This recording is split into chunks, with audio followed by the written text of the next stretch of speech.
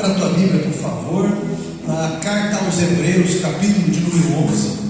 Carta aos Hebreus é uma carta que nós não sabemos a autoria, né, com certeza. Pode ter sido Paulo ou pode ter sido Lucas, pelas características da carta, mas nós realmente não sabemos. Capítulo 11, eu quero ler com vocês a partir do versículo 33 ao 38. Capítulo 11 de Hebreus é chamado de capítulo dos heróis da fé. Eu coloquei um título nessa mensagem: Feche a boca dos leões. Capítulo 11, versículo 33 em diante diz assim: os quais, por meio da fé, conquistaram os reinos, praticaram a justiça, obtiveram promessas, fecharam a boca de leões, extinguiram a violência do fogo, escaparam de ser mortos à espada, da fraqueza tiraram força, fizeram-se poderosos na guerra, puseram em fuga exércitos estrangeiros, mulheres receberam pela ressurreição os seus mortos, alguns foram torturados, não aceitando o seu resgate para obterem superior ressurreição. Outros, por sua vez, passaram pela prova de zombarias e açoites, sim, até de algemas e prisões. Foram apedrejados, cerrados ao meio, mortos ao fio da espada, andaram como peregrinos, vestidos de pele de ovelhas e de cabras, passaram por necessidades, foram afligidos e maltratados. O mundo não era digno deles. Andaram errantes pelos desertos, pelos montes e pelas covas, pelos astros da terra. Agora eu quero que você vá para o capítulo 12 e o versículo 3. Capítulo 12, versículo 3 diz assim: portanto, pensem naquele que suportou tamanha oposição dos pecadores contra si mesmo, para que vocês não se cansem e não se desanimem. Amém? Assente-se, por favor. Então, como eu falei para vocês sobre o título, feche a boca dos leões. Não existe pessoa que não passe por provação, não existe pessoa que não passe por restrição da vida. Você pega um menino e você pressiona ele. Quando você pressiona o menino, ele vira um homem. Pega uma moça, pressione ela, e aí ela vira uma mulher. Pegue uma mulher, pressione ela, e ela vira uma líder, uma pastora. Da mesma forma, um homem, quando você o espreme, o melhor dele sai, e ele vai virar um líder, alguém que não cuida só de si, mas alguém que se preocupa e cuida dos outros. Quando você vê um homem de verdade, você vai ver que esse homem começou a trabalhar cedo. Quando você vê uma mulher de verdade, você vai ver que ela começou a ter obrigações mais cedo. Por quê? Porque os desafios, eles moldam a nossa maturidade. Eu vou repetir: os desafios, eles moldam a nossa maturidade. Casal que não tem desafio não molda maturidade. A paixão, ela vai durar aí, segundo a psicologia, até 2 anos. Que a paixão é uma disposição em você conhecer, em você tolerar, uma disposição, uma energia que você tem para você conhecer e estar ao lado de alguém. Mas o amor mesmo, o amor, ele é uma decisão independente dos sentimentos. O amor, ele vai vir em cima de escombros, de situações, de desafios assumidos. O amor, meu irmão, ele vai ser a troca da nossa capacidade pela resposta, às vezes, negativa de uma situação. O amor, ele vai olhar mais longe para suportar o hoje. E isso é maturidade. Pastor, por que eu estou passando por algumas coisas? Por que o Senhor falou que tem que fechar a boca dos leões? Primeiro ponto dos 4 que eu quero destacar para você: qual que é o objetivo dos desafios? Qual que é o objetivo das provações? Eu acredito que todo mundo já tomou vacina. Alguns tomaram vacina de varíola, outros tomaram vacina de sarampo. Aqui também tomaram vacina de... Meu Deus, quanta vacina, né? A gente já tomou sarampo. Como é que é essa última que todo mundo teve que tomar mesmo? A vacina teve a do H1N1, a vacina do Covid. Todo mundo aqui já tomou vacina de alguma forma. E como é que funcionam as vacinas geralmente? Geralmente as vacinas, elas são injetadas em nós, o vírus quase morto, o vírus praticamente morto. Por quê? Para que o nosso corpo ele identifique o vírus ou a bactéria. E quando o corpo identifica, o corpo vai criar anticorpos para isso. O nosso corpo desenvolve uma defesa. E como o vírus ele já está quase morto, você vai sentir uma reação ali. Tem vacinas que você sente uma febre, que a intenção da febre é fazer o teu corpo subir a temperatura para matar o vírus, para matar a bactéria. Se a bactéria for do pulmão, o teu pulmão começa a criar um muco para tentar envolver o vírus ou a bactéria. E quando isso não é tratado, o teu corpo ele vai desenvolver tanto muco que é perigoso dar pneumonia. E isso é perigoso porque os alvéolos eles não conseguem puxar oxigênio e então pode dar ali uma parada cardíaca, uma insuficiência respiratória, embolia pulmonar e tantas coisas desse tipo. Por isso a pneumonia é perigoso, tá? Mas o objetivo da vacina é que o teu corpo identifique aquilo e amadureça, para que quando o vírus vier, o seu corpo já tenha anticorpos. Mas para que o teu corpo desenvolva anticorpos, você precisa estar bem alimentado. Quando você está bem alimentado, as defesas do teu organismo geralmente estão com a vitamina C. A vitamina C desenvolve, mas o que segura a vitamina C é o ferro. O ferro está no sangue. A pessoa que está com anemia, por exemplo, é a pessoa que está com pouco ferro no sangue. E aí ela não consegue segurar as defesas do organismo. Pastor, isso é uma pregação, uma palestra de saúde. Eu quero que você entenda a importância do que eu estou falando, traçando um paralelo com o espiritual. As vacinas, elas injetam geralmente o vírus quase morto, mas às vezes a pessoa ela está tão mal alimentada, está com as defesas tão baixas, que ela corre um risco. Recebe uma vacina contra a gripe e a pessoa fica gripada. Já viu isso? É porque a pessoa está com a imunidade muito baixa. E aqueles vírus que estão quase mortos, ainda eles conseguem ter uma reação que faz mal para a pessoa. Por isso, meu irmão, precisamos estar bem alimentados. O vírus quase morto, antes de morrer, ele vai tentar produzir a morte em nós. Ele vai tentar nos lesar. Os desafios que acontecem na nossa vida são como esses vírus. Quando você assiste aquele filme antigo do Karate Kid, lembra? Chega lá para o mestre Miyagi, o rapazinho, e fala para ele: me ensina karatê. E o que o mestre Miyagi fala para ele? Vá pintar cerca. Está aqui o balde com tinta e está aqui o pincel desse tamanho. Ele vai lá e pinta a cerca e fica fazendo esse movimento na cerca. Quando ele termina, agora o senhor me ensina karatê. Vai lavar o carro e vai encerar o carro. Aqueles carros antigos, grandes, de 1950. Então ele vai, ele lava e começa. Aí ele chega mais uma vez: o senhor vai me ensinar o karatê ou o senhor vai ficar se aproveitando de mim? Eu não aguento mais. Um rapazinho meio colérico, irritadinho, e ele fala: esse movimento que você fez são os movimentos básicos do karatê. O rapazinho vai atacar ele, e ele mostra a defesa, e ele mostra outras coisas ali. Isso é, o vírus que vem, o desafio que vem, você pode não entender, mas ele vai servir porque faz parte de um treinamento para situações maiores na tua vida. Não tenha dúvida. Quando você era adolescente, se você tivesse os desafios que você tinha quando você era adolescente hoje, você tiraria de letra. Porém, você tem desafios maiores hoje ainda, porque você passou por desafios. Meu irmão, o Senhor está nos preparando para grandes coisas. O Senhor está nos preparando para coisas eternas. O Senhor está nos preparando para coisas às vezes que a gente tenta fugir, como lideranças, como muitos dos jovens hoje tentam fugir da palavra família, da palavra casamento, mas esquecem que tudo é um desafio, e a vida cobra juros da gente. Ficar solteiro é um desafio, ser casado ou casado é um desafio. Você tem que escolher o seu desafio.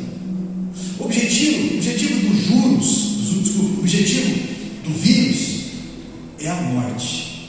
Quando o vírus ele causa a morte, qual vírus, pastor? Qualquer vírus, seja AIDS, seja ebola, seja alguma gripe muito forte, o objetivo do vírus é ele matar a pessoa. E depois que o vírus vírus morre. Poucos minutos depois, o vírus morre. Espiritualmente, há vírus buscando a sua morte, buscando a minha morte. Mas Jesus, Ele nos lembra bem da missão do vírus e da missão dele, como curador, como aquele que nos protege. A missão do vírus é, João 10:10, o inimigo veio para roubar, matar e destruir. Mas a missão de Cristo nas nossas vidas, mas eu vim para que tenham vida, e vida em abundância. Então, um dos objetivos da aprovação com a permissão de Deus é nos tornar mais fortes para coisas que nós vamos enfrentar. Nós não entendemos tudo, nós só entendemos que nós temos que resistir. E uma pessoa madura que já passou por tantas coisas, ela entende que existe motivo ainda de estar vivo, porque existem fatores, existem pessoas, existe objetivo e tudo mais. Eu não sei o porquê que eu estou passando por algumas coisas, mas eu sei que Deus é fiel, eu sei que Deus é companheiro, eu sei que aquele Deus que nos chamou nos garantirá e nos aperfeiçoará até o dia da sua vinda, como está em Filipenses 2:6. Segundo ponto que eu quero falar para vocês, sobre aprovação. Eu estou falando sobre fechar a boca dos leões. Então eu estou falando para vocês sobre o objetivo da aprovação. Segundo ponto, a aprovação, ela vem para aperfeiçoar a nossa fé. Aperfeiçoar a nossa fé. Olha, uma pessoa que hoje são pessoas que são referências de fé, são pessoas que passaram por muitas coisas na vida e dependeram da sua fé em Deus. Uma das primeiras coisas que esse vírus quer é roubar a nossa defesa, destruir a nossa defesa. Esse vírus, ele quer roubar a nossa fé. Em Efésios capítulo 6, a partir do versículo 10 em diante, vai falar de uma armadura que o cristão tem que usar. E ali vai falar sobre o escudo da fé. Agora vê os ataques do inimigo. Pela fé você se defende de todo dardo inflamado de Satanás, que quer fazer com que você se espante, que quer fazer com que você fuja, que você crie alucinações, que você diga palavras ou confesse situações negativas e tudo mais. Meu irmão, o objetivo do inimigo é ser tentador. Diabo significa inimigo, Satanás é tentador. Esse é o objetivo. E eu disse para vocês uma vez já que a palavra tentação é uma palavra romana, que foi aliás, uma palavra grega, que foi aperfeiçoada pelo Império Romano, que tinha as melhores armas. Então, as melhores armas, como que você vai ter um exército eficaz se você não tiver as melhores armas? Então, um ferreiro, por exemplo, aquele que fazia as armaduras, aquele que fazia as ferramentas, ele pegava o ferro, ele deixava no fogo, quando o ferro estava vermelho, ele colocava na bigorna e ele começava a martelar, moldar aquela ferramenta, aquela espada. Então ele colocava na água e depois ele observava para ele procurar os defeitos. Então ele jogava algo em cima de onde estavam os defeitos e ele colocava no fogo de novo. E daqui a pouco ele martelava, e daqui a pouco ele colocava na água e ele procurava de novo os defeitos. E esse processo de fogo, bigorna, martelada, água e procurar os defeitos se chama tentar. A palavra tentar significa literalmente procurar os defeitos. E a tentação, a provação, tem o objetivo de nos consertar, de mostrar os nossos defeitos, como está lá no livro de Deuteronômio. Eu vos permiti no deserto para que os vossos defeitos aparecessem, as vossas fraquezas aparecessem. E é importante para mim, é importante para você entendermos que a humildade em Cristo nos faz vencer, mas a arrogância, meu irmão, Deus resiste ao soberbo, mas Deus dá graça a quem? Deus dá graça ao humilde. Então, Satanás, ele tenta frustrar a nossa fé. Satanás tenta combater o nosso ânimo, tenta combater a nossa força, para que a sua defesa esteja no chão, para que você entregue os pontos, para que você entregue a sua vida e tudo mais. Agora, quando as tuas defesas estão fortes, é porque você está bem alimentado. Como que um cristão se alimenta? Como que a ovelha se alimenta? A ovelha se alimenta com capim. Como que um cristão se alimenta? Um cristão se alimenta de tudo que deriva a palavra de Deus. Quando você escuta a palavra de Deus, quando você canta sobre a palavra de Deus, quando você lê a palavra de Deus, quando você conversa sobre a palavra de Deus, quando você escuta experiências de pessoas sobre a fé, sobre superação, sobre a palavra de Deus, isso renova a tua fé, isso alimenta a tua alma, isso te liga aos céus, isso coloca você em condições sobrenatural para que você confesse coisas poderosas. Meu irmão, o inimigo ele quer te enganar, ele quer que você pense que ele tem mais força que você, mas ele só quer esconder que, como um vírus, ele está quase morrendo. Amém? Olha, quantos demônios eu já expulsei em nome de Jesus. Isso se tornou uma rotina em mais de 20 anos. E todas as vezes que um demônio está prestes a sair, geralmente ele faz um escândalo, ele grita, ele ameaça, causa tensões e tantas coisas assim. Por quê? Porque ele não quer sair. Satanás gosta de trabalhar no oculto, ele gosta de trabalhar escondido, ele ama isso. Olha, presta atenção no que eu vou falar. Nem Satanás é burro o suficiente para declarar o mal, porque ele gosta de trabalhar escondido. O mal, quando ele é manifesto, é fácil você identificar, para que você se afaste, para que você expulse e tudo mais. Ele não pode tornar algo tão feio e bonito como o inferno. Então ele tenta tornar o caminho bonito até lá. Cuidado. Jesus hoje vem te alertar a recuperar as tuas defesas. Amém? Amém. Terceiro ponto. Pastor, como que eu faço para fechar a boca dos demônios? Como que eu faço, pastor, para fortificar também a minha fé? Você precisa olhar para as promessas de Deus e acreditar. Você precisa conhecer os versículos bíblicos e acreditar. Se João 10,10, a segunda parte, diz que eu vim para que vocês tenham uma vida de verdade, eu vim para que você tenha uma vida abundante, eu vim, meu irmão, para que você tenha uma felicidade de dentro para fora. Acreditar na prática significa fechar a boca dos leões. Fechar a boca dos leões. Isso é acreditar na prática. Quantos leões você tem enfrentado no seu dia a dia? Quantos? Ainda mais nesses tempos de crise, casamentos afetados, jovens perdidos, fé corrupta. Nós temos uma grande nuvem de testemunhos ao nosso redor. E Hebreus 11, ele vai falar dos heróis da fé, homens e mulheres que acreditaram e que viram o sobrenatural acontecer nas suas vidas. Mas eu quero que você entenda aqui, o capítulo 11 de Hebreus, ele continua com a nossa vida. A galeria da fé continua com a nossa vida. E você vai escutar, e você vai ver, e daqui a pouco você vai ser do capítulo 11 do livro de Hebreus. Essa semana eu conversava sobre o pastor Fioravante da Quadrangular, que o Senhor hoje tem ele no seio de Abraão, um lugar de consolo. Ele faleceu já, se não estou enganado, há uns 5 anos, mais ou menos, 4 ou 5 anos.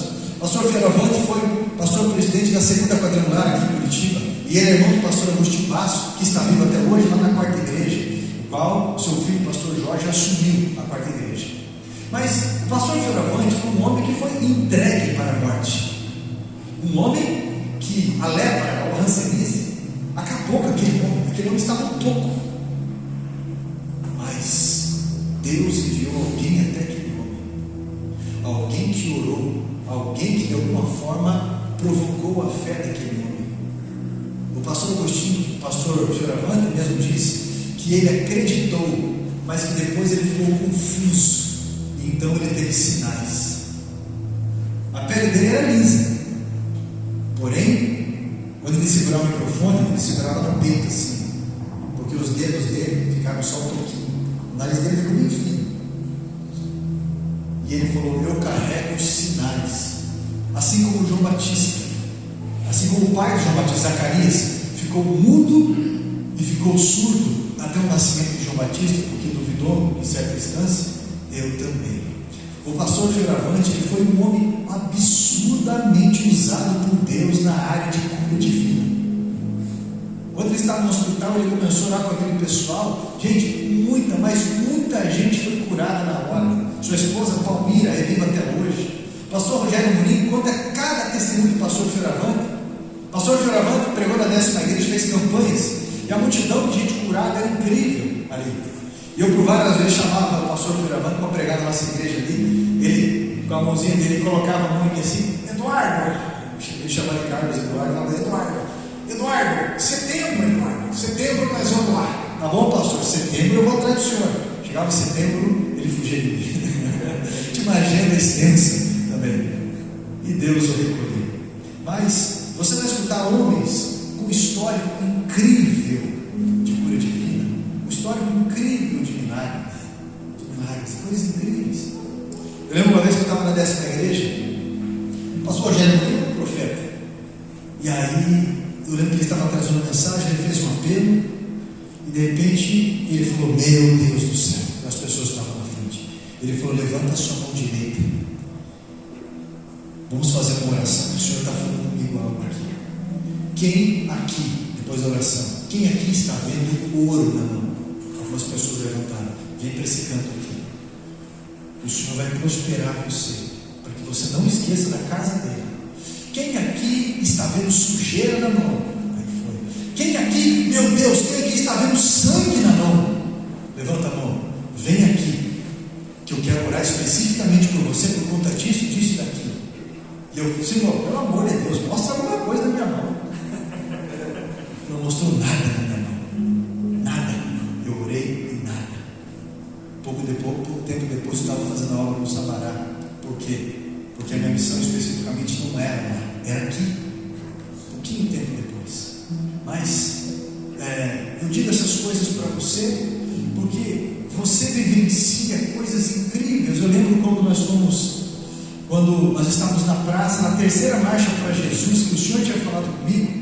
A gente estava aqui nessa praça orando, na última marcha para Jesus ali, e de repente eu olhei uma placa de ventes aqui nesse terreno, eu estendi a mão, falei: Senhor, confirma a obra das tuas mãos, confirma e tudo mais. Uma pessoa veio falar comigo: eu conheço o dono do terreno, pastor. São 2 irmãos, assim, assado. Eu falei, o tesoureiro na época, o Moacir, eu falei: quanto que a gente tem em caixa? Ele falou: 4 mil. Do ano inteiro? 4 mil. Quanto o cara está pedindo de entrada? 60 mil. Quantas pessoas que estão tentando comprar o terreno? O senhor é 5.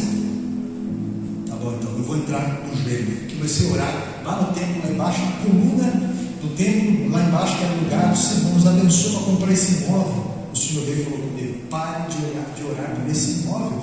O meu projeto é muito maior para vocês, muito maior.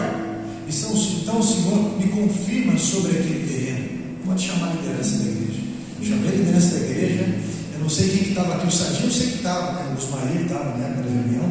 Chamei eles e falei: olha, nós vamos comprar o terreno assim, assado, lá, precisamos juntar 60 mil e queremos fazer as promissórias dessa forma, assim, assado. E aí, alguns estavam, eu percebo no olhar, né? Alguns que pensam assim: não, vamos lá, né? Vamos indo. Aí, como diz o outro jogador de futebol lá, fomos fundo. Em 2 semanas, a gente juntou 60 mil. Teve um irmão que deu uma caçamba de caminhão.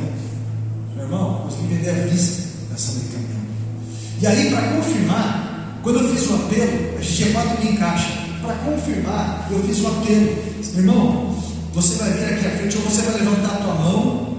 Quem vai fazer uma oferta especial para a gente comprar esse terreno para dar de entrada? Terminei a oração. Nenhuma alma penada levantou a mão. Igreja cheia. Você quer uma intimidação pior dessa aqui com o pregador? Eu falei: então tá bom. Você vai fechar os teus olhos. E o Senhor vai falar com você aquilo que você vai ofertar. Pode ter certeza que você não vai conseguir fugir disso. Fecharam os olhos. Oramos. No outro dia, pela manhã, um irmão me ligou: pastor, Deus realmente está no negócio. Eu falei: amém, irmão, eu acredito nisso. Quem tem ouvidos, ouça o que o Senhor diz à igreja, né? E ele falou: pastor, eu estava com um processo na justiça fazia 3 anos. E quando o Senhor falou aquilo, Deus falou para mim e para minha esposa a mesma coisa, que Ele queria abrir as portas da nossa vida. Então eu falei para Ele: Senhor, aquela situação que eu estou na justiça, que eu tenho para receber, se amanhã cedo estiver na minha conta, segunda-feira de manhã, eu vou entregar ele integral para a igreja, mediante o que o Senhor está falando. No outro dia, 10 horas da manhã, a gerente do banco ligou para ele e tinha 20 mil reais na conta dele, que era do processo. E ele testemunhou para mim. E através daquilo, teve gente doando carro, doando caçamba de caminhão e tantas coisas assim. Porque Deus falou comigo e confirmou, ali através de alguns. A gente deu de entrada. Nunca a gente atrasou nenhuma promissória. Eu lembrei da minha prima, que é pastora Flávia, pastor Marcelo, da Batista Shalom, e eles estão nesse momento lá em Guapiranga fazendo missões, mas eles eram ali no Boqueirão. E quando o pastor foi construir ali, foi a mesma coisa, fez um apelo. A igreja cheia, a igreja grande, fez um apelo, e ninguém levantou a mão. E o pastor falou: então, vocês vão fechar os seus olhos, vocês vão orar, e Deus vai falar com vocês aquilo que vocês vão ofertar, porque nós vamos fazer um bazar grande na igreja para juntar dinheiro para o início da construção. Eles fecharam os olhos, a Flávia e o Marcelo, e oraram. Quando abriram os olhos, o Marcelo perguntou para ela assim: e aí, Flávia, Deus falou com você? Ela falou: o que ele falou que é para ofertar? E ela disse assim: o rádio? Levantou os ombros, e ele falou assim: não, o nosso apartamento, né? Ela falou: foi o nosso apartamento. Então procuraram o pastor e falou: pastor, nós estamos doando o nosso apartamento para a construção da igreja, o único apartamento que nós temos. Só que tem um detalhe, pastor: falta metade para pagar o apartamento ainda. O apartamento da Coab, falta metade para pagar ainda. O pastor chamou eles na frente. Através daquilo veio bastante doações. No outro dia, o pastor chamou o Marcelo e a Flávia e disse para eles assim: olha só, eu estou devolvendo a chave do apartamento de vocês. Por que, pastor? Porque Deus só usou vocês dois para a inspiração dos outros, e Deus estava provando o coração de vocês. Olha que visão de Deus. Quando eles chegaram no apartamento deles, tinha uma carta da Coab embaixo. Antigamente acontecia isso, o apartamento estava quitado. Você está entendendo o que eu estou falando? Como Deus abre as portas, como Deus faz as coisas, como Deus fala. Meus irmãos, quando você olha para a promessa, a tua fé cria coragem. Quando você olha para a promessa, Deus faz coisas incríveis, porque pessoas acreditaram. Escute, Deus tem um versículo para você. Existem homens vencendo doenças, homens e mulheres vencendo depressão, homens e mulheres prosperando absurdamente no meio de uma terra seca.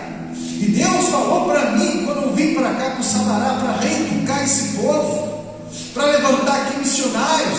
Deus falou para mim que queria prosperar este povo, e que essa igreja seria a igreja mais próspera da região, porque esse povo seria próspero, e eu acredito nisso.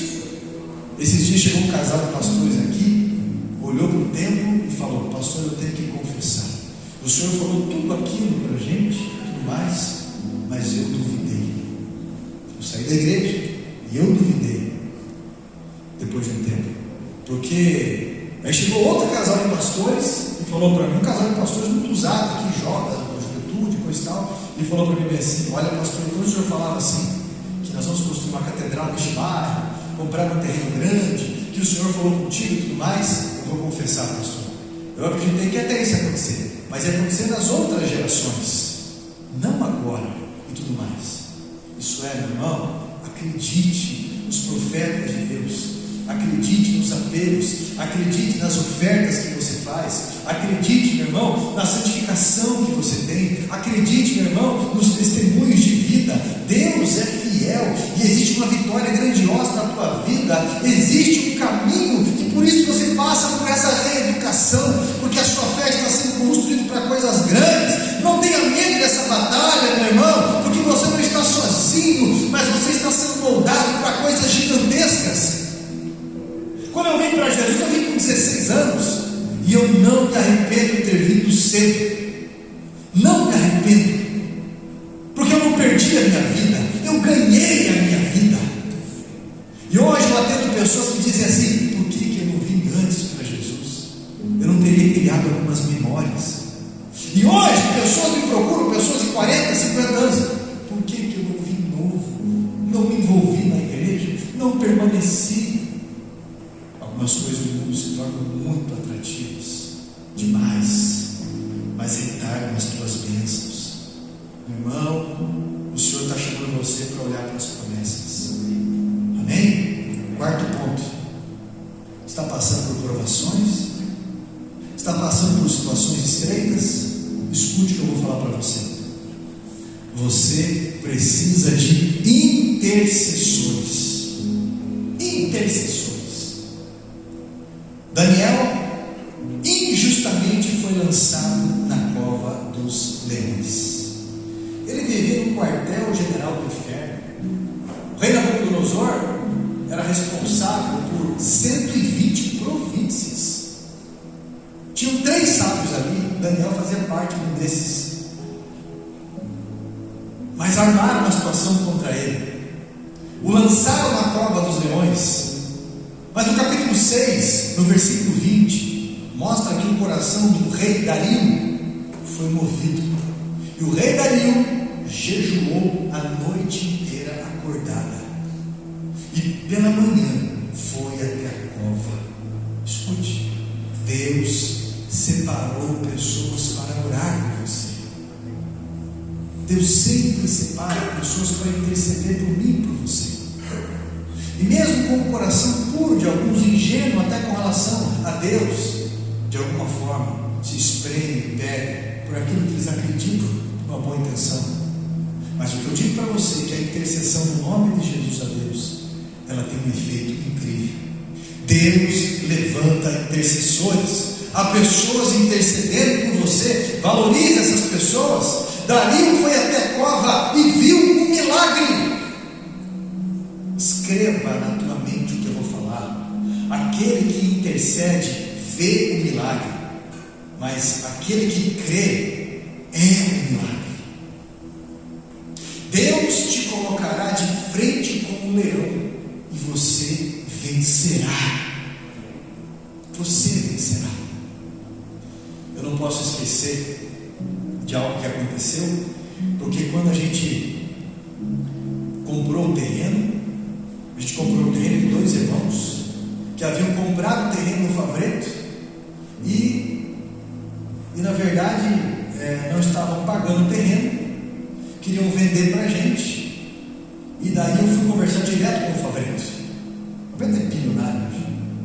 O Favreto falou: olha, eles têm uma dívida assim de 11 mil, mas o IPTU que eles devem 11 mil da igreja eu perdoo, e os 11 mil eu vou precisar receber, que são os atrasos deles. Tá bom, pagamos para os 2 irmãos, pagamos para o Favreto, começamos a pagar a promissória, e falando assim que nós conversamos sobre a questão da escritura, que tinha que passar a escritura para os 2 irmãos e depois passar para a gente. Só que o imposto ia dar 127 mil reais, 124 mil reais. E os 2 se recusaram: não, negativo, não vamos pagar esse imposto, não, pode fazer a escritura direto com o Favreto. Então tá bom, corri atrás. Em 4 meses nós estávamos com a escritura e com o registro de imóvel, tudo em nome da igreja. E aí me procuraram para vender o terreno de novo, porque eles conseguiram vender por mais do que o dobro o terreno para uma pessoa e vieram ver aqui. Eu falei: esse terreno é da igreja. Foi um pouquinho antes de eu pegar o documento da escritura. Esse terreno é da igreja. Não, começaram a fazer proposta. E depois queriam dar um grande dinheiro para mim. Eu falei: esse terreno é da igreja. E aí começam as ameaças. Ameaças daqui, eu com 3 crianças pequenas, mesmo morando em apartamento para cima e para baixo. Começavam aquelas sombras de perseguição. E eu tentei falar com um, tentei falar com o outro, nada dava certo. E eles me encurralando, e eu pensei: parece que ninguém me escuta, ninguém está entendendo a minha aflição. 4 meses de jejum e oração, e parece que ninguém está me entendendo. Parece que eu estou ligado, parece que eu estou sozinho, mesmo falando com líderes, mesmo falando com a igreja, mesmo falando com aqueles que sempre falaram: pode contar comigo. e orando, e aquela aflição, e caindo o cabelo. Aí um dia, eu estou saindo de uma conversa com um amigo meu que era juiz, e que ele passou por situações, eu não sabia que ele era, mas eu atendi combatendo todo mundo, e ele estava no hospital, e praticamente só eu ia visitar ele, levar livro, conversar com ele. Depois eu soube que o filho adotivo dele também ia. E daí um dia ele começou a insistir para mim: ô pastor, diga algo que eu posso fazer por você, cara, você esteve na minha vida em um momento decisivo, assim, sabe, diga algo. Capaz. Passou uns dias, ele falou: cara, me diz alguma coisa que eu posso fazer por você. E aí me veio essa situação. Eu falei: tem um negócio, tem duas pessoas que estão começando, está consciência, mas eu não vou agir contra a lei, eu não vou jogar na mesma moeda. A Bíblia diz: não combater o mal com o mal, mas com o bem. Doutor, o que eu posso fazer? Ele falou: a partir de hoje, nunca mais vou dirigir a palavra a você. Fez uma autuação dessa grossura. Foi como o pastor Jefferson fez eles assinarem a autuação, e falou: se derem um passo, a vida de vocês está encurralada judicialmente em tudo. E a partir de hoje as promissórias vocês vão receber comigo. Encurralou até hoje tudo mais. Meu irmão é o doutor Ricardo, que depois aceitou Jesus comigo, está vindo nos cultos aqui agora. Encurralou tudo, e até hoje. Isso já faz o quê? Uns 6, 7 anos, mais ou menos. Eu nunca mais esquentei a minha cabeça com nada. Mas meu irmão, entenda o que eu estou falando para você. Levante intercessores, interceda por alguém, esteja em grupos de intercessão. Deus, quando você estiver de frente com o leão, Ele vai honrar a tua fé. Tem uma música que fala bem assim, né? E quando enfim chegar a hora em que a morte enfrentarei sem medo, então terei vitória, verei na glória o meu Jesus que vive está. Evangelho de João, capítulo 17, versículo 15. Jesus intercede pela minha e pela tua vida. Ele diz assim: ó, não peço que os tires do mundo, mas que os livre do mal. Jesus intercedeu por mim e por você há 2000 anos, há mais de 2000 anos. Ele mesmo disse: e não peço só por esses, mas por aqueles que virão ainda. Meu irmão, eu e você somos chamados para fechar a boca de leões. Eu e você somos chamados para usar a nossa fé, a mesma fé que permite que alguns escapem dos problemas, permite que outros suportem os problemas até superá-los, até vencer por um período específico. A mesma fé que liberta alguns da morte, permite que outros morram vitoriosamente. Versículo 38: o dia que Deus achar que o mundo não é digno da sua vida, Ele irá tirar você daqui. Como diz no capítulo 12, no versículo 3, Deus fala para a gente se animar. Portanto, pense naquele que suportou tamanha oposição dos pecadores contra si mesmo, para que vocês não se cansem nem desanimem. Escute, essa vacina é para o seu aperfeiçoamento. Então perdoe. Então, meu irmão, não fale besteira no momento da provação. Deus tem preservado você. Deus, meu irmão, tem tido muita paciência, tolerância, porque existe algo grande em nós, que é a confiança de uma missão, de um ministério que precisa ser despertado. Porque a minha vida, a tua vida, não é só ganhar dinheiro e lavar louça, não. A nossa vida tem um propósito eterno, e o que nós vamos levar é o que nós estamos fazendo pelo reino de Deus. Isso é bíblico. Não tem problema você ter carro, ter casa, não tem problema você passear, nada disso, mas o senso de missão vai ter que estar dentro de você. E a palavra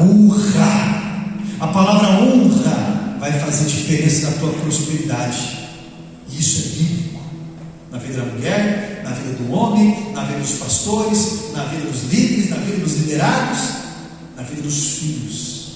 A palavra honra, ela tem um efeito incrível no mundo sobrenatural e uma resposta aqui poderosíssima. Honrar a vida dos intercessores, honrar a vida dos pais, honrar a vida dos profetas, dos pastores, dos líderes, honrar a vida. Eu tenho certeza, meu irmão, que Deus, Ele faz com que você feche a boca dos leões, porque quando você corre, o bicho pega. Quando você ora e se posiciona, é o bicho que corre. Amém? Você verá o milagre. Você será o milagre. Você, quando está passando por uma provação, nós, quando estamos passando por situações difíceis, nós olhamos para os bons exemplos e nós copiamos os bons exemplos. Não é verdade? Nós procuramos pessoas que tenham testemunhos, que já passaram por isso, e nós aprendemos uma sabedoria de alguém que é guia em algum deserto, e superou, e perdoou, e tantas coisas assim. Hoje, meu irmão, é momento de lembrarmos dos bons exemplos para fazermos aquilo que é correto, para fecharmos a boca dos leões. Deus nos ama muito e quer trazer muitas bênçãos nas nossas vidas, mas também quer que sejamos pessoas muito abençoadas e voluntárias. Nunca se esqueça da vacina, da provação. Nunca se esqueça do valor da fé e da maturidade da fé. Nunca se esqueça de chamar intercessores e de ser um intercessor também na vida de pessoas, porque isso vai fazer toda a diferença nas nossas vidas. E você vai cantando da vitória depois de tudo isso. Como disse, eu aprendi isso. Quando você estiver lá no céu, chega para Maria e pergunta para Maria: e aí, Maria, valeu a pena carregar o Filho de Deus no seu ventre? E ela vai responder: bem, eu tive que fugir para o deserto, humanamente eu vi ele numa cruz, eu sofri muito, mas valeu a pena? Ela vai falar: valeu a pena. E Moisés, valeu a pena você ter saído do trono do príncipe que você estava no Egito, viver entre os escravos, passar pelas privações e provações e ingratidões do povo? Valeu a pena? E ele vai falar: bem, eu sofri muito, demais mesmo, chorei, lamentei, abandonei muita coisa, mas valeu a pena. E Paulo, você, valeu a pena? E aí o livro do Max Lucado, ele escolheu os escravos, ele traz uma conjectura interessante. Ele mostra assim, na visão dele, um soldado chegando na prisão e vendo o apóstolo Paulo, depois de receber 5 sessões de 39 chibatadas em tempos diferentes nas suas costas. O soldado chega para ele e fala: e aí, chegou o momento da tua execução, Paulo. Valeu a pena tudo isso? Você está com 62, 64 anos, né? Valeu a pena isso, Paulo? Pois é, não estou com nenhum amigo aqui. Valeu a pena isso? Você tinha bens, cara, você tinha dupla cidadania, um direito que você tinha de Tarso, um direito que o teu pai conquistou militarmente, você tinha uma cidadania romana, além de ser hebreu. Valeu a pena? Você casou? Pois é, nem pensei nisso. Não teve filho? Nem pensei nisso. O que você desfrutou da vida, cara? Valeu a pena? Aí ele faz uma conjectura assim. Eu imagino Paulo estendendo as mãos machucadas e trêmulas, aquelas algemas nas mãos, o olhar cheio de lágrima, respondendo: valeu a pena, porque eu guardei a minha fé, e a coroa da justiça me está reservada, e não somente a mim, mas a todos aqueles que amam a presença, a vida do Senhor.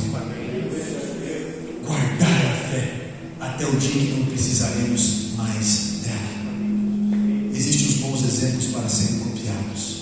Congregue, ajude, faça a diferença, perdoe, porque quando você vai na direção certa, fica mais fácil você perdoar. Quem sou eu para não perdoar alguém? Mas no discurso é tudo muito bonito, né? No discurso é tão simples e motivador, mas na prática, como é difícil. Mas pela fé, quando você olha para o exemplo da cruz, como está escrito aqui, para que vocês não cansem nem desanimem, você tem ali, meu irmão, o foco correto e terá a indenização correta de tudo isso aí. Ele é quem nos indeniza.